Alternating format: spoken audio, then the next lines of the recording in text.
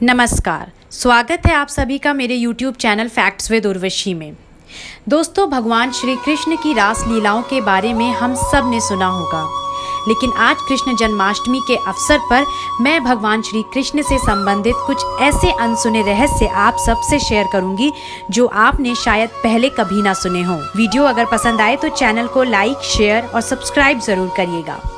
श्री कृष्ण का जन्म एक जेल में हुआ था। भगवान का जन्म रोहिणी नक्षत्र में देवकी और वासुदेव के 8वें पुत्र के रूप में हुआ। हालांकि कंस उसे मारना चाहता था। उस रात जेल के दरवाजे खुल गए और उनके पिता वासुदेव उन्हें नंदगांव में सुरक्षा के लिए ले गए। हम में से बहुत से लोग यह नहीं जानते कि वह वासुदेव व देवकी के 6 पुत्रों को पुनः जीवित कर लाए थे, जो उनके मामा कंस द्वारा मार दिए गए थे। कंस अपने पूर्व जन्म में कालनेमी थे।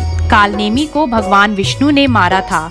देवकी के जो 6 पुत्र थे वो कंस के पूर्व जन्म में कालनेमी के पुत्र थे, जिन्हें हिरण्यकश्यप ने श्राप दिया था कि वे उनके पिता द्वारा ही मारे जाएंगे। इसीलिए कालनेमी यानी कि कंस ने अपने अगले जन्म में देवकी के 6 पुत्रों को उसी श्राप के अनुसार मार दिया। श्री कृष्ण की कुल 16,108 पत्नियां थीं, जिनमें से केवल 8 उनकी राजसी पत्नी थीं, जिन्हें अष्टभरी या पटरानी के नाम से भी जाना जाता है, जिनके नाम हैं रुक्मणी, सत्यभामा, जामवंती, नागंजती, कालिंदी, मित्रविंदा, भद्रा और लक्ष्मणा। रुक्मणी को भाग्य की देवी श्री लक्ष्मी जी का अवतार माना जाता है। श्री कृष्ण की अन्य 16,100 पत्नियां असल में उनकी पत्नी होने से पहले नरकासुर के यहाँ जबरन बंदी बना ली गई थीं। श्री कृष्ण ने नरकासुर को मारने के बाद इन 16,100 महिलाओं को बचाया और उन्हें मुक्त करके उनसे विवाह कर लिया। श्री कृष्ण की पत्नियों में से सत्यभामा को अपने धन धान्य का कुछ अहंकार था, जबकि रुक्मणी भगवान कृष्ण के लिए पूरी तरीके से समर्पित थी। तब श्री कृष्ण ने उनका अहंकार तोड़ा। जब वह तराजू में एक ओर बैठ गए और दूसरी तरफ सारा खजाना रखने पर भी वह तराजू उनके भार के बराबर ना आ सका।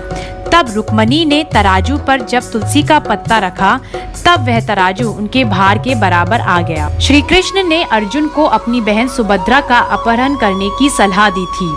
श्री कृष्ण की बहन सुभद्रा का जन्म वासुदेव और रोहिणी से हुआ था। बलराम चाहते थे कि उनकी शादी दुर्योधन से हो, जो उनके पसंदीदा शिष्य थे, लेकिन उनकी माँ रोहिणी और अन्य ऐसा नहीं चाहते थे। इस स्थिति को दूर करने के लिए श्री कृष्ण ने अर्जुन को सुभद्रा का अपहरण करने की सलाह दी।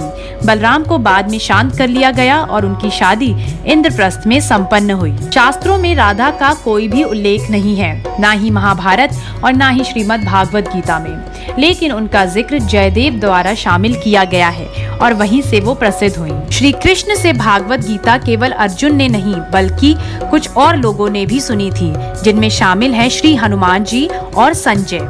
कुरुक्षेत्र के युद्ध में हनुमान जी अर्जुन के रथ के ऊपर विराजमान थे और धृतराष्ट्र को युद्ध की घटनाएं बताने के लिए दिव्यदृष्टि से वेदव्यास ने संजय को यह आशीर्वाद दिया था। श्री कृष्ण का पसंदीदा हथियार सुदर्शन चक्र था।